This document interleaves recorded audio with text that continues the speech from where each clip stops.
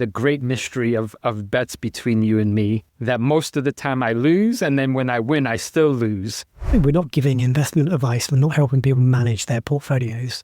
We're just two dudes who are trying to navigate the stock market, making mistakes, learning lessons in public. And so my take, honestly, from all of this is that it's a little bit of a bittersweet pie in that dilution is coming. But in this case, it's not to survive. It's not to help the company survive. They have plenty of cash as of now. It's because there is a really immense horizon of capital intensive growth ahead of them. The essence of my tweet was like, I'm going to just keep adding to this over the next year, kind of irrespective of the fundamentals, because if you try and look at the fundamentals, it makes no sense anyway. For an advertising-free version of this show, check out wallstreetwildlife.com.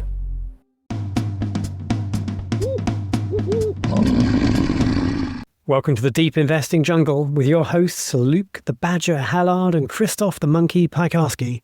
This week on the show, more SpaceX shenanigans, plus it's nearly 2 years since our EOS versus Axon bet. And we're getting ahead of that and we're reviewing the results today. And we're going to give you a bull and bear debate on both those companies, EOS and Axon. Plus, Christoph's got some thoughts on what kind of show we are. I wonder what he's going to say. I literally have no idea. And we're going to chat about his Samantha Rabbit versus the monkey, like picking a stock every day contest, and to see how that's landing and how it's going. Before we dive in, I do want to say we have both got some travels coming up. So the next couple of episodes, we're trying to get in the bag early. We are recording this episode on Friday, the 12th of June, which is SpaceX IPO day. So Badge, all right, a bunch of stuff to talk about. First of all, the SpaceX price has not yet gone live because there's some auction shenanigans where the price discovery happens before it's revealed to the public. So at the moment, we really don't know what the shares will start selling for. The offering was slated to be $135 per share. What do you think the first number will be basically a minute into trading, like whenever it shows up? What are you thinking? Over 135, under 135? I haven't got it. Do not have a clue. I'm going to hazard a guess over 160. Whoa. So we're talking like billions of dollars. No, for every share. I can't remember the math. But there's a lot of, like, for each dollar that goes up, it's a lot of money raised, right?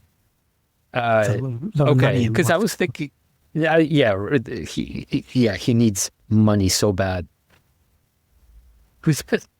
I was thinking we could make an impromptu bet as to who comes closer to the first SpaceX price. But we'll return to bets. But I will say to anybody that's been following our show, it's funny, isn't it, that every time we make a bet, I either lose the bet and have to pay you whatever, or if I win the bet, the prize is either unknown, or it's not to be seen, or there's a vortex somewhere. So no matter which way we go, I know I ain't winning. Well, that's just you're a poor gambler, clearly, buddy. Like you gotta be precise on your terms. Or you, my wily badger friend, have some other mysterious, like dark pool, God only knows shenanigans up your sleeve. Well, go on, just because I'm literally watching one of my brokerages. SpaceX is still sitting with no price. And it could happen like at any minute. So if we're going to have a bet on this, then get your line in the sand. What's your bet? I'm gonna go north of you. So I'm gonna say, wait, we're saying what, within the first minute? Is that kind of what we're thinking? Let's say like where it is. Yeah, like 1 minute off. When we notice it's suddenly when trading. We notice within like no. I'm gonna go 153. 160 and 153. So what did you do in the end? Because last week on the show, I said I was planning to buy stock or make a bid in the IPO. I did that. Did you do anything yet? I know you were planning to do some stuff with options. All I did was put in a limit order for a very few number of shares just for the giggles. But the options stuff that I'm going to do, obviously I can't until they become available. So that's for next week. Oh, so you have a limit order, which will trigger once the market starts trading, as opposed to like an Correct. IPO bid. Okay. Correct. Fair enough. Okay. The second thing I want to say, as per your intro, is it turns out that because the Axon EOS bet was what you said it's been 2 years. That must mean, if my math is and thinking is correct, we are 2 years wiser and more handsome. That's true. Can you believe that? I would hope. I can believe it for one of us. And then the other one sitting there with like a Depeche Mode, like sleeveless shirt. If you're on YouTube, looking like some like throwback from the 80s. Yeah. Oh my God, 1983, I believe. They came to town or were born. Right. But anyway, God, we're getting so wise and so handsome. It's hard to believe. And the time's passing by faster and faster. Okay, we'll return to the Axon EOS bet in a bit. Third thing I want to start off with is I was having a little bit of a whole kind of holistic reverie, thinking about what it is that we do here, Badge. And this came about for a very specific reason. Many moons ago, over a year, I'm sure, I did a stock safari segment on Sphere. Sphere, SPHR is the ticker, which as of now is up for me about 450% in my own personal portfolio. Yes. But I realized here's the unfortunate thing. I never added it to my King of the Jungle portfolio. And I never really talked about it much on the air, if any, after that stock safari segment. So then I started feeling bad because this was a lost opportunity for many of our listeners and Patreons because I just never mentioned it. And then I thought, well, then what is it that we do here really? Because clearly we are not we are not financial advisors, nor are we a stock picking service of any kind. Are we really, in the end, just, again, two handsome, wise animals, a badger and a monkey, that every week we kind of shoot the bull about what it is that's going on in the market? How do you see ourselves at this point in our evolution? I mean, this is lots of things to me, really. It's a lot of fun, and I really enjoy the way our Patreon community is coming together. I've got like an invite from one of our Patreons, Tom, to do drinks. I had to unfortunately decline because I was sick, so I'm going to do that in July. That's coming up. And yeah, I'm meeting interesting people all the time. It makes me a better. There is the airport sighting, correct? Right? Yeah, where one of us has gotten famous enough to be. That's because I'm within like an inch of 21,000 Twitter followers. So yeah, like. Yeah. See, my problem is I don't walk around with a banana, but once that starts happening, the crowds will go wild. Could continue. Well, I in public and on the podcast, I look pretty much the same. Whereas I imagine your public, like Batman and Clark Kent or whatever, your public persona might be quite different to your podcast persona. I do wear many, many different styles. This is true. And we come back to the core question. Question yes. is like, what are we? Well, we're not regulated, right? So we're not giving investment advice. We're not helping people manage their portfolios. We're just two dudes who are trying to navigate the stock market, making mistakes, learning lessons in public. And like, I think we're both actually quite good examples, like quite diametrically opposed examples of how it's possible to make money in the stock market, beat the market in wildly different ways. So I think that's what we are. Okay, that's right. So we talk, we think, we test each other's ideas, we have a good time. I want to go back to this feeling of like feeling bad, like about not talking about Sphere more than I did. And there is a pull for me. I'm noticing more and more, we have a Dolphins trade channel in which I feel internally like I'm putting more pressure on myself to post trades, to explain trades, to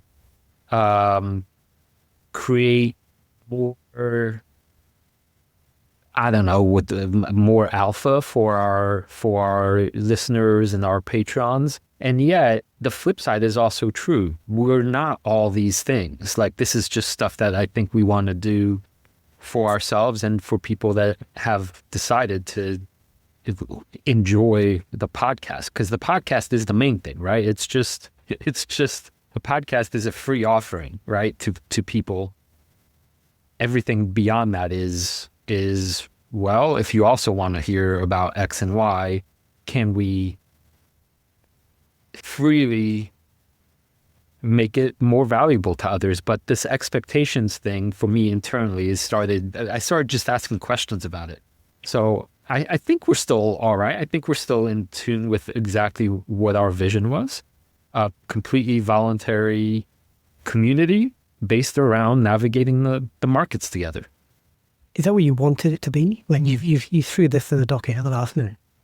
Do you want the podcast to be something else as well, maybe? No, so, okay, this will tie into the next segment, maybe. I have a more of an update on the Samantha rabbit versus monkey experiment. So I'm now in week 3, I believe, of me buying $5 of a stock each day and $5 on my AI's behalf. And it's interesting because when we last recorded, you gave a critique of this. And I don't know if you'll be surprised by this. A lot of that critique stayed with me, especially the bit about, I don't know if hyperactivity is quite the word. I'm not sure you ever used it, but that's maybe the synthesis of it, right? Doing something every day, shallow versus deep, distractions, right? That kind of, and that piece of it, I was like, yeah, is this a waste of time? Is there something truly good to be gotten out of this? So I want to update you because this ties into what is we think we're doing. And one of the things I decided to share with our patrons is this new experiment that I'm unfolding in real time. I said, I don't know if it's going to be worth anything. So one of the things that I have noticed in the past 14 days is that the hyperactivity posting everyday thing, you're absolutely right. Don't like it. Because it's just another to-do on my to-do list. Right. Totally nailed it. It's a stamina thing also.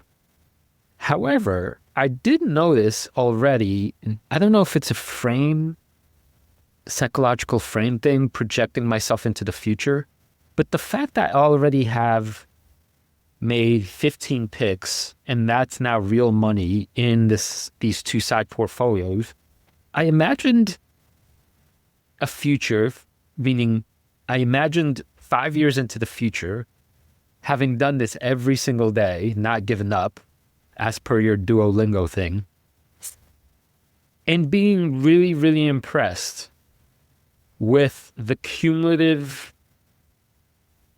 stamina of having done it and the fact that that much money will have entered, plus all the things I couldn't have helped but learn by just sheer, call it repetition and repetition. And I'm beginning to sense value in just those things. It's still very early, but I'm beginning to sense this is a new way of investing that I've never done before. That said, I did one more thing, which I didn't talk about yet. I'm not sure you noticed in the Patreon, but I've been sending a link to each day's trades. But as of, I think, 2 or 3 days ago, I created a new options. I basically added a whole new module within that HTML page that lists the stocks that were selected and in this universe from which we're picking in terms of options data, so that it's becoming more of a database that has useful, actionable insights into using options with those tickers. And so I say this because I'm, for myself, building something that I could see gaining more and more leverage to becoming genuinely useful beyond this truth, veracity starting point from which I started. So heads up to our Patreons. If you haven't checked out any of those last links, take a look at the options page. You could rank stocks in terms of the IV and the difference. I added a bunch of stuff actually, but that'll require a whole next additional segment for me to explain. So I'll stop here. I'm going to keep going with this experiment at least for a few more weeks. Cool. Fair enough. I'm going to do, as I said the other week, I knew you'd kind of feel a bit worn down by the administration of doing it every day.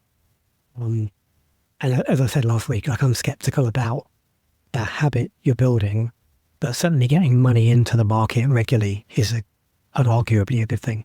So, and it's interesting, right? I think our Patreons are finding it interesting. So yeah, like, keep it going as long as you have the energy for it. Last thing there on that last point, Badge. I know I could just buy the index, right? If I were to add, say, $5 on repeat every day to an index, that could probably accomplish mostly the same thing. That's why, but I remain intrigued by what it is that I'll see, let's say 6 months from now, how close the performance will be to an index, and whether the learning and the process help me learn more than I would have had I simply bought an index. So that kind of, I don't know if that's a shift in goalpost, but it's an open question, and who knows how it'll evolve from here. Like, if I sort of, one of the benefits I see you will get out of it is like the exposure to more stocks, more names that wouldn't be on your radar otherwise. No argument with that. If I wanted to do that myself, there's probably other ways to do it than forcing myself to buy some somewhat arbitrary thing that I haven't really researched. But yeah, there's pros and cons to what you start to do. I think it's fun to do an experiment in public. If I could think of something interesting to do, I would do something. But like anything like that, I feel betrays like the Badger principles. So I am trying to be like, I occupy a certain end of the long-term buy and hold. And if I do like weird stuff, then it kind of undermines my core message, which is why I'm not kind of going there with that sort of stuff. Yeah, that totally makes sense. I think the last point just came to me. I also began to see how easy it would be for most people to add some small amount of money to their accounts and turn it into a habit, because I generally, at this point, that $5 I'm adding really feels like nothing. It's not even like but the process is something. So I imagine for the people who have not yet invested in individual stocks on their own, because of some issues around not having enough money or not having enough time or feeling too dangerous or whatever other myths they have heard over the years, I find this particular method to be encouraging at this moment, even though it has nothing to do with the points that you're talking about, the correct principles. And yeah, I don't want us to park it there, because that isn't a message I would endorse personally. But because I think there's also other bad things that come out of like going and fiddling every day. You build the wrong habits, in my opinion. But again, I'm exhibiting a different kind of investor. And if you're not investing in individual stocks, I don't think that's a good way, honestly, to start. But a good way to start would be to put money in once a month out of your paycheck, the day after you get paid. You're doing like $10 a day. So if you mirrored that, it's like $300 a month, whatever it might be. And to do something like that, it might only be $100 a month, But put that into some kind of investment vehicle. And if you've got no idea about stocks, and you're learning about this stuff because you listen to it from the pod, like to start by sticking that in a passive index tracker, and one day, you might have those $100 a month that might grow to like $5,000 after 50 months, and you're like, okay, I'm going to take like $1,000 of that and start putting it in individual companies. So there's ways, in my view, to navigate your way into the market that don't involve like messing around every day and trying to pick companies. So maybe there's a happy middle ground for the different kinds of audience members we have. Maybe this could be an on-ramp to a different kind of investing principle, but all I want for everybody who listens to us is to get involved if you're not yet involved. We can definitely agree on that bit. Just get started. Well, SpaceX hasn't moved yet, so it's still sitting at $135. The bet is unresolved. Shall we talk about the other bet that is essentially resolved? Yes, we should, including the mystery tickers in this bet. Yeah, so set it up for us. So, 2 years ago, next week, but we're resolving this bet today. 2 years ago, next week, you tweeted, I'm particularly keen to say I've seen where the share price is for each of these companies in 2 years' time. So remind me to check in with today's values. And the 4 stocks you tweeted were Adobe, Axon, EOS, and Pubmatic. And I replied and said, yeah, 2 years is a good number. So we're now 2 years on, and those 4 stocks have moved substantially. But before I say where they've moved to, just to turn this into like the actual segment, I forget how, because we didn't really write it down, but whatever, from that tweet exchange, somehow you and I backed into the idea that we would have an EOS versus Axon bet. And so we baselined the market cap on the 26th of June 2024. And the idea was whoever's stock had grown the most over a 2-year period would be the winner of the bet. Okay, let me refresh your memory. I do remember one thing about this, and this is very critical background, dear Jungle Beasties, is that we were having a conversation on our Slack channel when we were still advisors for 7 Investing. And at the time, Axon was a world-class company that you owned, I think quite a bit of. And EOS was I think in your parlance, a complete shitco that I had been at that time doing insane amounts of research on.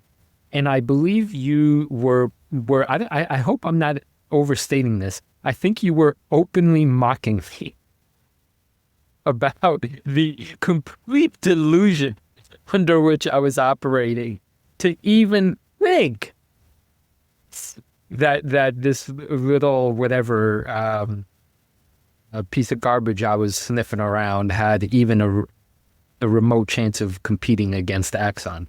So I think from there we evolved it into a proper bet. How Adobe and Pubmatic fit this, I genuinely don't remember. So let's keep the focus on EOS and Axon. Yeah, that's an accurate portrayal of my state of mind 2 years ago. I definitely thought EOS was garbage. Yeah. And I was bored of you talking about it. So, 2 years later, where are we? So here are our 4 stocks on screen, and we sort of baselined to the start of the bet. Just to tick them off and take them out of the conversation, worst performer, Adobe, down 61% since then. Second worst performer, Pubmatic, down just over 51%. Second best performer, Axon, up 62%. Winner by a country mile, EOS, up 1,000%, an 11 bagger. Well done. You've decisively won the 2-year bet. Oh, Badge. So where do we begin? First, let's go back to what I was saying at the top of the show, the great mystery of bets between you and me, that most of the time I lose, and then when I win, I still lose. So tell me how, having just won this bet, I'm still going to lose to you. We never really agreed the terms of the bet, but I'm happy for you to select a prize of your choice as long as it's within reason. Or we could throw it open to our listeners if they want to let us know what the terms of the bet should have been. Oh, there we go. Oh, I love that idea. So excellent. So after this goes live, whenever that happens, we'll follow up with a poll and let the wisdom of the jungle determine how Badger could make Monkey good, maybe for the first time in our betting history. That's great. I love that. Although I do fear that there's a bunch of snakes in the jungle, that is. And I'm still not sure the monkey's going to somehow win, depending on what You won this bet. I was decisively wrong by an order of magnitude. I will make you whole. Whatever our Patreons vote, you'll get what you deserve. And I don't mean that in like a supervillain way. I mean that in a nice way. If I have to add a fancy dinner to whatever they decide, I'll do that out of the goodness of my Badger heart. Yeah. Fantastic. So do you want to do a sort of holistic overview of these companies now, 2 years later? The thing I have prepared is yet another very special, complicated situation EOS has gotten itself into, and I want to explain that to our listeners. But maybe holistically, like 2 years later, what are we looking at? So maybe shall I start with EOS and then go into the complicated thing, and then you end the segment with Axon? Yeah, well, let's approach this like we're doing like our King of the Jungle reviews, because essentially what it is. But it might be interesting also, as well as talking about the stock, to talk about like our own journey with these two companies, because they have been quite interesting sort of emotional journeys they've led us on individually. All right, Bab. So here we go. So here's the quick King of the Jungle EOS review. EOS makes big stationary batteries out of zinc. They build them around Pittsburgh area in Pennsylvania. They store energy for long stretches of time between 4 to 16 hours. That's called long duration energy storage. Who are buying these things, Badge? Utilities, data centers, and industrial sites that need power after the sun goes down. To my mind, they have every last tailwind going for them. A serious bottleneck in energy, and batteries are a great solution in many ways. Another fact about EOS that makes it really interesting is that it's not a lithium company. It sells, the chemistry is zinc. Why is that important? Because it's non-flammable, it's cheap. And all of the electrolytes, basically 90-something+% of what it takes to make this is made in America. So remember, batteries are a security issue, and importing from China has become a security infrastructure risk. So that's huge. The zinc part is huge. Today, stock trades roughly around $6.20 at a 2.1 billion market cap on only about 340 million shares, which is going to be a lot more given the dilution coming up. So I love this company because I think its horizon is close to unlimited, but it has endured many, many ups and downs around financing and around manufacturing hiccups, which we know are bound to happen when you're trying to scale a small company into a big one. Now, the thing I want to talk to our listeners about, upcoming, there's going to be even more financial shenanigans. Why? Because, actually, let me back up. Just yesterday, EOS set the record date for its rights offering. That record date is going to be July 1st, 2026. The rights land in accounts on July 2nd. What is a rights offering, Badge? Glad you asked. The company is going to hand existing shareholders coupons to buy new shares at a discount in proportion to what they already own. So this is, to say differently, a polite form of diluting investors, because the powers that be could have sold the stock cheaper to Wall Street, the way companies usually dilute, right? And then you as the shareholder have nothing to say about it. But instead, owners like myself get to buy the shares first at a discount. So if we buy these shares, we won't necessarily be diluted because of the discount. So what's this money going to go for? It'll raise about $150 million in order to fund EOS's stake in this new joint venture called Power USA, which is being co-led with Cerberus. They're basically financing White Knight, a private equity firm that already owns about a third of EOS. So they put in about $100 million. They get control of this new joint venture. EOS will put in about $150 million. The rest will be handled in debt. Now, Frontier Power USA, what is that? This is key. EOS is basically, through this joint venture, addressing a major problem that we've seen. If you want to build a big utility project, turns out that's not as simple as, hey guys, we have some batteries for you. Here's what they cost. You're going to just buy them off of us. You have regulations. You have all kinds of security measures. You have insurance issues. You have, every last financing speed bump that a company selling a thing has to face, EOS faces with batteries and utility storage, right? So this joint venture is going to say, let us handle all of that, right? We're basically going to become a developer that includes the selling of batteries, but it also makes matching customers with demand and the financing and insurance all of one parcel, right? So EOS will then benefit from the economics that go with that. So basically a new company is being born. The terms so far, as we know them, and they were actually quite scant, is that shareholders will be able to buy new shares at about 10 to 20% discount rate from the recent average volume weighted price, depending on what that ends up being at the beginning of the offering. And those shares will actually come with warrants, which are essentially options to buy shares at a later date. And these warrants are actually being given to shareholders for free, like almost lottery tickets, free lottery tickets. It has not yet been disclosed what the strike price of those warrants will be.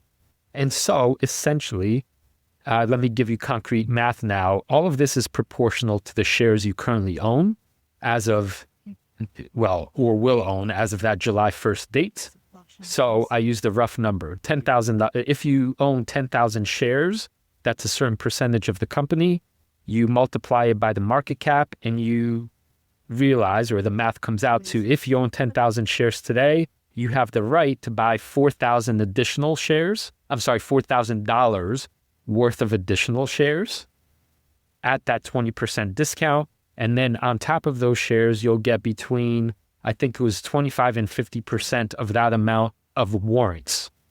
And so if you believe in the company, this is actually a pretty sweet deal to increase your stake and to offset the dilution that's coming no matter what. And so at this moment, to wrap up the segment, for those of you thinking about, do you buy shares or not, you kind of have two roads to take.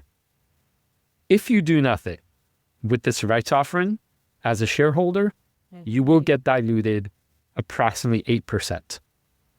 That's option A. Option B is you write EOS a check for approximately the proportion of shares guaranteed to you by the math. You own more shares.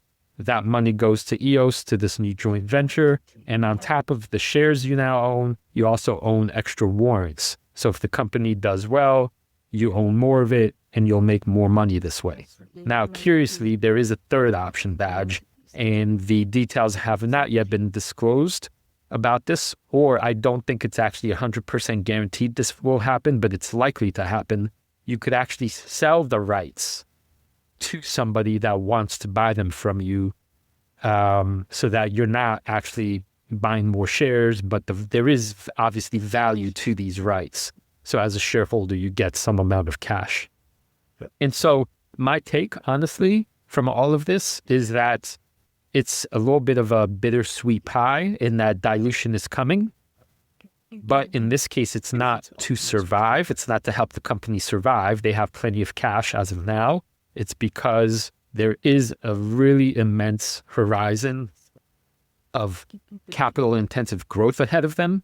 And so that will expedite the growth if it works, if the company succeeds, and you get to participate in that. The flip side is that the company continues to struggle, or the manufacturing doesn't happen enough, and you've just been diluted to even more, or you're buying more shares that won't work out. So lots to think about here for sure. Not an easy financial situation to wrap your mind around, but gut feeling is, and maybe I'm being naive here, Badge, it seems to me they did not have to do it this way. They would have raised the money anyway. So this does seem to me net a shareholder-friendly move, as long as you really do believe in the company. What do you think? I don't know about it. I haven't had a chance for that. You've searched it before. My instinct would be like companies that do stuff like this probably as like their own plan B. They'd much rather just raise money from like institutional capital or something like simple. And so if they're essentially offering, I can't do the math on the fly, but like an 8% discount, whatever it works out at, to market. Well, the discount, the discount actually is larger. The discount is significant to the average share price. It's going to be, call it about 20% cheaper than what it has been going for on the market. Sure. Okay, fine. Significant discount. So probably they've tried to price this share issuance with like other big investors, and they'd have to offer a bigger discount. So they're going to the market and they're doing this rights issue, which is going to be administratively a bit of a headache to do and cost them some stuff and messing around. They're not doing it because it's shareholder friendly. They're doing it because they think this is probably, they've been advised by their main bank that this is probably going to be sort of cheaper in the long run to actually selling at a 30% haircut, whatever it might have been if they were raising the money from like one or two big companies. So that makes sense in the sense that since the beginning of this story, as soon as Cerberus showed up, you were cynical. And I think you're right to be cynical because these billion-dollar capital funds. I've forgotten the detail. I was extra cynical when Cerberus showed up. And I remember, joking about like the mythological Cerberus, many-headed dog thing that guarded the gates to Hades. Right, now here's this murder dog is gonna like chew up EOS and spit him out. Now here's the thing. This is why this is interesting, and this is I'm putting this in the gray bucket. They have had so many opportunities to legitimately do what most of those kinds of shops do to EOS and destroy the company, keep the majority of the value for themselves, and run. And yet, at all these steps, they have not done that so far in the last 2 years. So, at this point, I'm willing to actually suspend my disbelief a little bit and say that given the last 2 years, they are genuinely aligned with the company and want its shareholders to succeed. Of course, they are the majority shareholder, so there is that. But that this is not one of those piranha moments, and that therefore, logically, if that's true, then this shareholder offering could also legitimately be one of the rare cases of big capital funds doing or trying to do right by the shareholder base, which includes themselves. So I'm remaining cautiously optimistic that this is a good-ish outcome for shareholders. Of course, as long as the company does what it's setting itself up to do on the manufacturing front. I can't argue with that. Yeah, look, as you say, if they haven't chewed the company up in the first couple of years, then maybe their interests are aligned. And so let me wrap up the EOS segment then. It's 2 years later, right? What was, when we made the bet, a company on the verge of bankruptcy, just having Department of Energy promises in hand, has now 2 years later, they're on the edge of producing batteries in the second building. So they now have 2 buildings running operationally. And they have now become partners in this platform that I'm calling like a utility development platform. And they're tied at the hip with a major capital bank with plenty of cash on the balance sheet.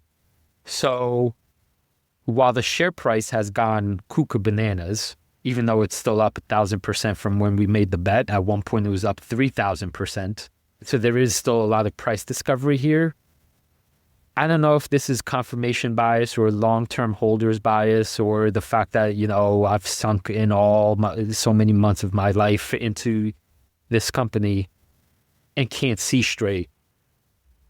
At this moment of AI development in power crunch, legitimately think they have a product which is significantly different from any of the lithium battery competitors, aka Tesla and unproven ones, that the moment they start scaling the manufacturing of not just lines, but buildings, which their head honcho chief, call it manufacturing engineer wizard, has said they have the capacity to do, then this still legitimately in my mind is at the very beginning of what could be even a year, 2, 3 years down the road if the AI thing doesn't explode. You know a lot about this company. You're one of the names in the EOS community, or you were on X when you were using X. So definitely not going to argue with you. You were right. Let me ask you a different way. Because I know one of the errors that you and I think both have made is, weirdly, we talk to each other, but it's hard to sometimes take action on the other's company. I never invested in Axon when you were talking my ear off about it, and that's a curious phenomenon, right? Like, why wouldn't I have?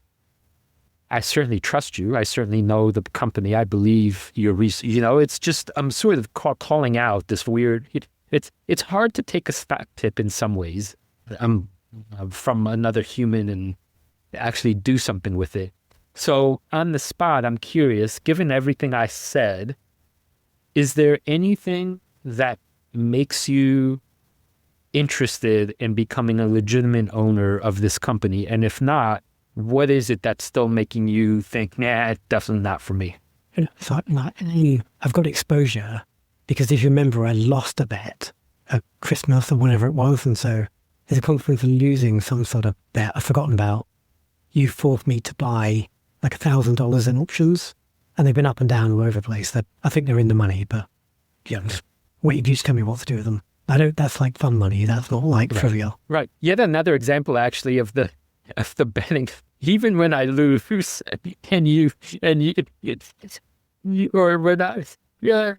still win even when you lose. It's just really amazing. Go on. Well, you don't. My view is you don't have to like every company. You don't have to like every stock. Right? There's tens of thousands of opportunities out there. I know, like, my own domains of competence. I sort of buy what you're selling in terms of the macro question, because I'm now becoming an energy investor, but kind of a different part of the stack. Like, I've now made my third investment in like renewable heavy, but big, like existing massive, like grid scale power plants. Whereas you're down at the level of like, the little companies either generating power or batteries or whatever it might be. So I buy the thesis. It's too small a company. It's too volatile. I don't know enough about it. It was going through like flirting with death, and I was skeptical about the Cerberus thing. Every day I like look at probably 10 opportunities that come through my mailbox, or, I see, because I've always got like a long list of things to research. And like I just discard 99% of them with less than 1 minute's thought. And that's just my process. So here's something for maybe a YouTube clip or a thumbnail. We have on the same episode, Badge, you complaining that I've talked about this company and talked your ear off, that you got so sick of it, of hearing about it. And it's the same company that you don't know enough about. It doesn't, there's plenty of companies I talk about that don't interest you and don't expect you to remember much about them. I remember Nixar Therapeutics because I bought what you were selling on that one, and I'm now a shareholder, and I'm in the hole, but so be it. I made my own decision there, and I'm following that story. But most of the companies on your side of the scorecard, I probably couldn't tell you what they do because I don't have enough bandwidth to like remember all these random like micro caps.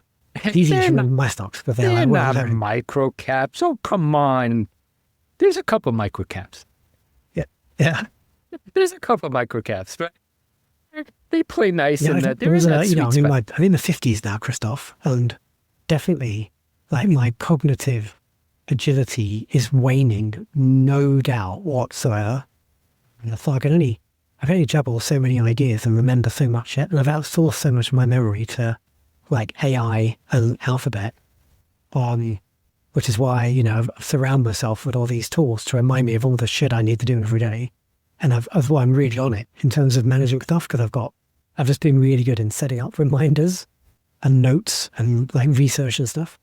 So if I have to keep, like Astera Lab and EOS and whatever other like rando shed in here, I'm going to forget about something that's much more important. Very good. I'll stop badgering you, Badge. So I think that's a good segue, right? That completes the EOS chapter of today's episode. Just briefly, so over the last 2 years, you were hugely exposed to EOS at one point, and then I think you diversified a bit. What's that sort of journey been like for you over the last 2 years? How have you managed the position? Yeah, it's still one of my top 3 holdings. Technically, it's one of my top 2, honestly. ASTS and EOS are my top 2 across both portfolios, meaning my personal one and King of the Jungle. I messed up big time in hindsight. I think I messed up big time in hindsight with the position allocation. When the shares were close to that 3,000% gain, I sold what's the math? About, call it 10% of my shares at that top because it had grown so large. And the main reason I didn't sell more, I think I spoke to you about this, was because the capital gains would have been so big that the bill coming up, I would have been on the hook for a lot of cash. And because of my capital expenditures in real life, renovating a house in Sicily and so forth, I thought, well, this story is still cooking, right? I believe in this company long term. Why sever myself in the midst of this great growth? So I made a decision to only cut 10%. And of course, then it drops from 18 to 6. Hindsight is obvious. Had I known that drop would be coming, I would have sold more and then eaten the tax bill. And so it's been bumpy. It's been a sort of, I've been between a hard place and a rock, as they say. And I don't know how much more skillfully I could have done it, though I have also made extra returns by selling calls and selling puts. But I'm leaving that in. I'm not going to talk about the complexities of that on this episode. Okay, good. Well, it sounds like you've navigated it pretty well, right? You rode it up. You sold some of the top, pretty much the top. And now, you're managing the position. So, good. I give myself a worse grade. I call it again, that's hindsight. Oh, maybe let's go on to Axon then, which is the other side of the bet. And I'll give you an overview of Axon, but I might start with how I've managed it, because there's a reflection into your own EOS position.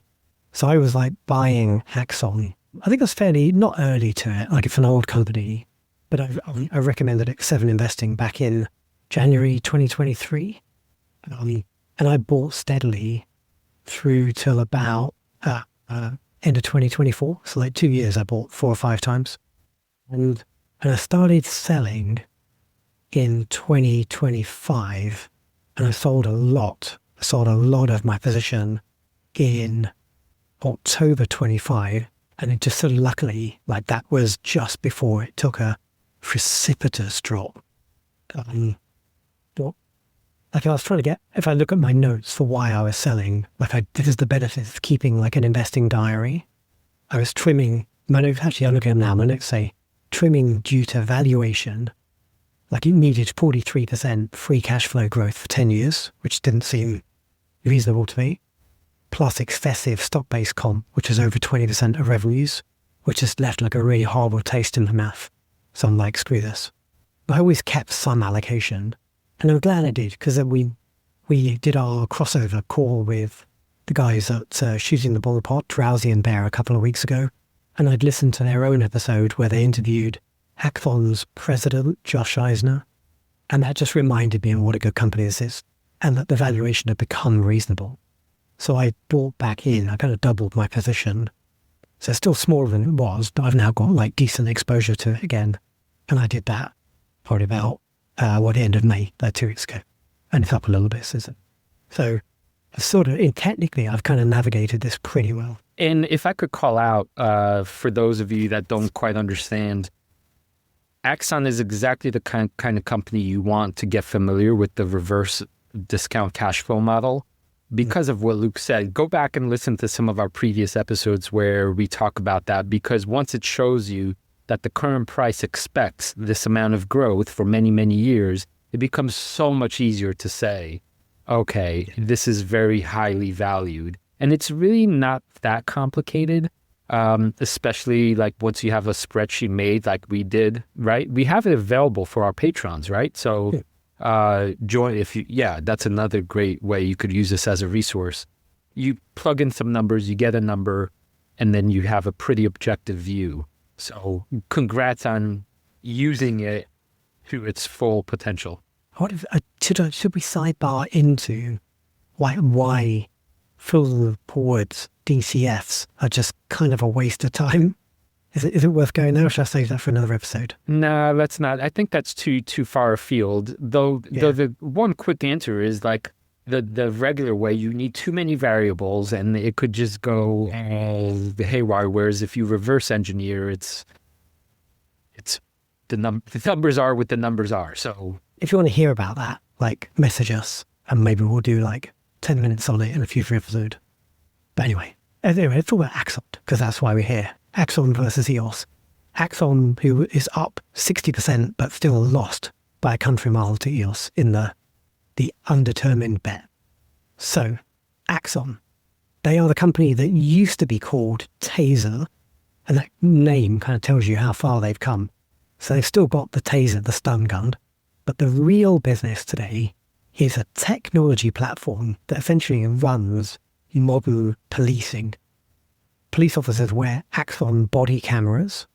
The footage from the cameras flows automatically into Axon's cloud, where it essentially becomes a lot of things, but it ends up in the courts, evidence, like they call it evidence.com.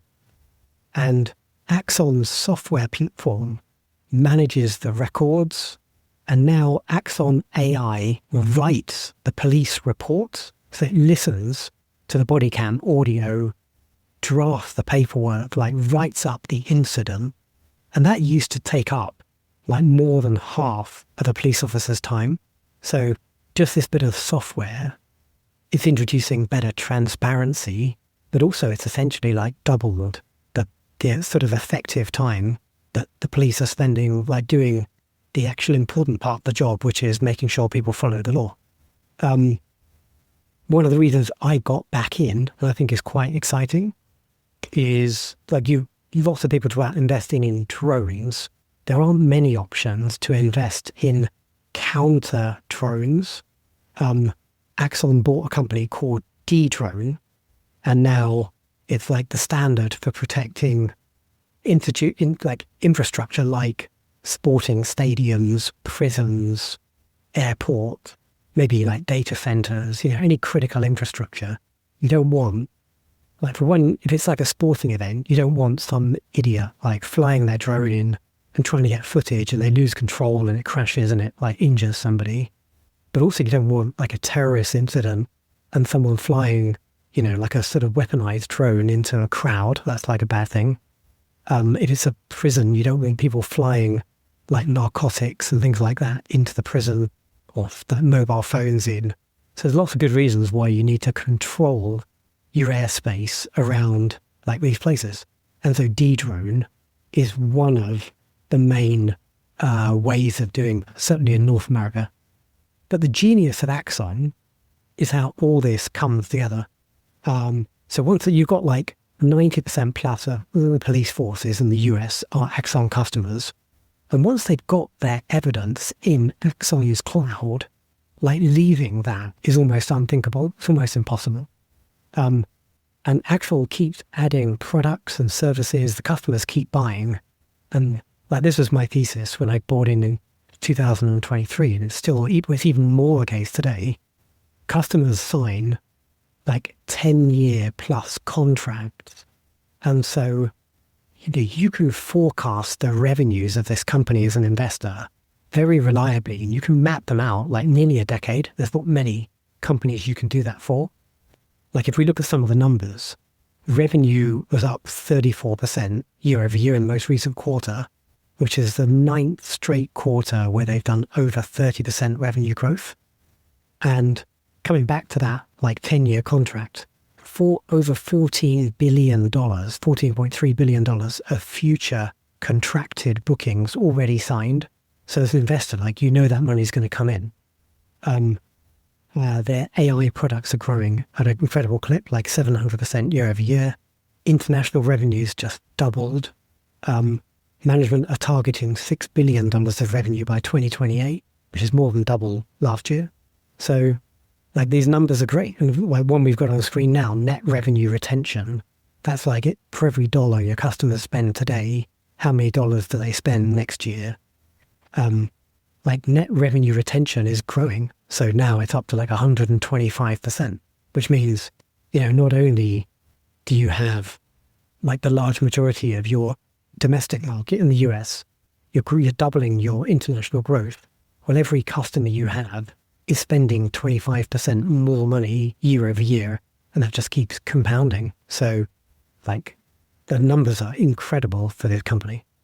Is this a good investment now, Badge? I know hearing from you a lot about this company over the years. You've also complained a lot about stock-based compensation and when you sold it was 30%, like all this good stuff was baked in, so to speak. Yeah. Are those warts no longer as wartish? So the stock fell a lot. Like over the last year, it was down from a market cap of at peak, or just pull some actual numbers. The market cap peaked at about $68 billion, and it dropped as far as $28 billion. So, down by a significant margin, way more than half. And now, I'm not a technical trader, but, the thing you like to look for is like the turning of the line. Is the price now going up? And so I think we've potentially seen that. That's not why I'm investing. I think at today it's like a $35.5 billion market cap. And that's still expensive, but it's not egregiously expensive. It's just expensive as opposed to being insane. Stock-based comp is still ugly. My big complaint as recently as like 2 months ago was the stock-based comp is going to be a big problem to them if the valuation keeps falling, because they got to keep their people. If the valuation has turned and now the market sentiment is with them again, then that problem is mitigated. So my big sort of fear is mitigated. But still, this company has like a egregious history of stock-based comp, including, or particularly to the CEO, founder, Rick Swift. that's probably never going to change. Just something you got to swallow as an Axon investor. I've got a modest allocation to it. I'm probably in a mode of adding to this one, so I may add to it again if I get, the will to do that. So yeah, I think it's a reasonable investment. Maybe one thing I'll just throw in that came up when I was refreshing my research just today. Evidently Motorola are now like on the radar and at the party. So Motorola, if you think like Axon have come from the perspective of like the police officer and all the stuff that the guy carries, like there's like sensors on their actual firearm, the taser, they've got the camera, they've got like stuff in their car, there's like drones flying around. Motorola have come more from like the infrastructure side, not like individual side. So they've got like, they're actually bigger than Axon, but they've got like their radio they're known for, and like 911 dispatch. And they've got a lot of like infrastructure capabilities which do compete head on with Axon. And now they're stepping into counter drone as well, because I gather they very recently made a acquisition of another like significant company, Defend, D-FEND, they acquired just a few weeks ago for a $1.5 billion ticket. And yeah, so that's head to head essentially with Dedrone from Axon. So they could, be significant competitors there. So if you are investing, probably need to get your eye on Motorola and kind of where they are. I'm just kind of getting familiar with that main competitor right now. All right, Badge, I'll say this from my end. I'm very much interested in the company story. I'm much more hesitant about the valuation aspect, as you called out. And while you were talking, I took a look at the technical charts, and my take is that the chart is not good enough yet for me to actually take a position. There's still the downward pressure, definitely on the monthly time frame, and on the weekly one, which is where I think the good long-term investors hang out. It's kind of in this indecision phase. But I will tell you this, that should the technicals either improve from here, I'm probably going to take a position, a starter position, and if things drop with a big market correction even further, I might also take a starter position at an even better valuation just for that first nibble. So I think that wraps up, right, our two lead segments. And at the moment, have you been watching SpaceX in the corner of your eye? Yeah, at least on my trading chart, there's still no price. Yeah, agreed. You know what? I've got a suggestion for you, because it's Friday, the 12th of June. In New York, which is where like the market is, it's now 20 past 11, so like nearly 2 hours into market trading. Mm-hmm. SpaceX is going to price in the next hour, I'd have thought. Should we just take a pause here and then we'll close the episode and we'll have some fun with our bet? Like in the next hour, we can pick up the recording when the SpaceX numbers start jigging. I'm screen sharing the Google stock price right now. It literally opened at 151, 152. But I think our bet was like 1 minute after open. And I'm not joking, 1 minute after open, it was bang on 160. So we both nailed it. And as we speak, it's like 158 and change. So I think we'll call that a draw. But we are wizards. Yeah, well, yeah, love it. So fascinating. So what's the market cap right now? About $2 trillion, something like that ballpark. 2 trillion. Wow. Yeah. So this makes it the fifth most valuable company in the world? I suppose, yeah. I suppose. I did. I tweeted about this the other day, actually, and maybe just to recap what I said in the tweet. It was like I own stock at a $240 billion valuation, so I'm nicely in the money, and that is genuinely up right now, although I can't it's untouchable because it's locked up in this special purpose vehicle. I did get an allocation at IPO. So I got like a third of what I asked for, which is kind of what I expected. So it's pretty de minimis, but I plan to add over the next couple of weeks. Yeah, I'm not surprised. And I think that the essence of my tweet was, that's right, I don't know how I tweet, so I'm excited about we're both nailing the price. The essence of my tweet was like, I'm going to just keep adding to this over the next year, kind of irrespective of the fundamentals, because if you try and look at the fundamentals, it makes no sense anyway. Because I'm still relatively confident that this is going to be like there in the top 5 most valuable companies in the world in like 10 years' time. So it's like, to me, I'm not saying it's a no-brainer, but if you can hold your stomach during the volatility that no doubt we're going to experience, it feels like an interesting risk-based reward bet. Yeah, it's interesting. I really don't know the number of shares. I'm sure you could, I don't know if you could AI this right now, but it's at 165 per share. So if we could get an actual market cap, that'd be interesting, because right now, in this moment, currently in the world, NVIDIA is at basically 5 trillion. Alphabet is number 2 at 4.4 trillion.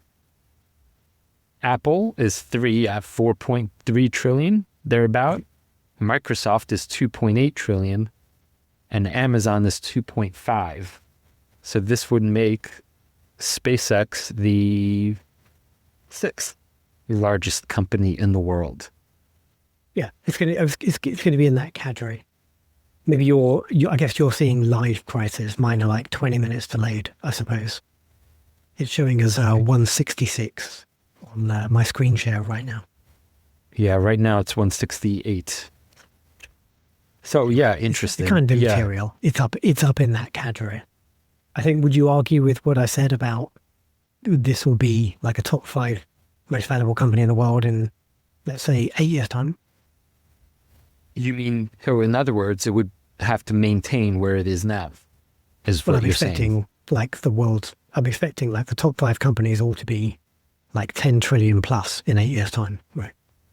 Right. Plus there's new AI beasts coming along. The top 5. I'm actually gonna be a little more reserved here than you might expect. And the reasons for them to succeed are numerous, and as you know, Musk has all the capital and the brain power to make this happen. And yet, I have this little, the ASTS chitter monkey on my shoulder that says, well, they don't actually have the best technology in the domain that gives them most of their value, and this is a new frontier, and does involve rockets, and rockets blow up and so forth. So the guarantee, I'm not sure this is anything close to a guarantee. A lot of this seems tied into the AI like everybody's assuming the AI monster is just going to keep growing in data centers in space. Like we don't know. So there's a lot of hope. You and I are going to play this differently. I'm going to build a position and just sit on it. Essentially, I don't plan to sell stock anytime. You're going to be swing trading, I think you said last week. So yeah, be interesting to see how that plays out. Yeah, we should. It may be an interesting thing to do is start a separate SpaceX tab, so to speak, on our score sheet and track the moves we make. So your column would be sparse, but it would be, it would still be significant. Well, let's see it in the King of the Jungle, right? Because you're going to, we'll both be trading in there. I now need to buy a position in King of the Jungle. Yeah, and I still need to think through how exactly I'm going to play. But were the IPO today and I had a chance to buy the options, they obviously would have been up nicely. or not, depending on the IV. So that's actually too hard to tell. So never mind. I take that back. Okay. Anyway, I'm glad we resolved our bet. And I think we can call that a draw. I'm fair with calling it a draw. Yeah. I didn't lose. So that's a win. Good stuff. Well, thanks for bearing with us for another fun episode. Sorry that you're getting this one a little bit late, and the next couple of weeks are all going to be like pre-recorded well ahead of time because both got some travel coming up. But we'll tell you about that next week. Before we close, though, we're going to thank our favorite company sponsors, Fiscal AI, our essential stock research platform. We do use it all the time. If you go to our affiliate link, fiscal.ai/wildlife, 2 weeks free, no credit card needed, and a 15% discount if you upgrade. So check it out at fiscal.ai/wildlife. Christoph, are you ready to blast off to Mars as a beast of an investor? That's what? That's chimpanzee for yes. Until next week.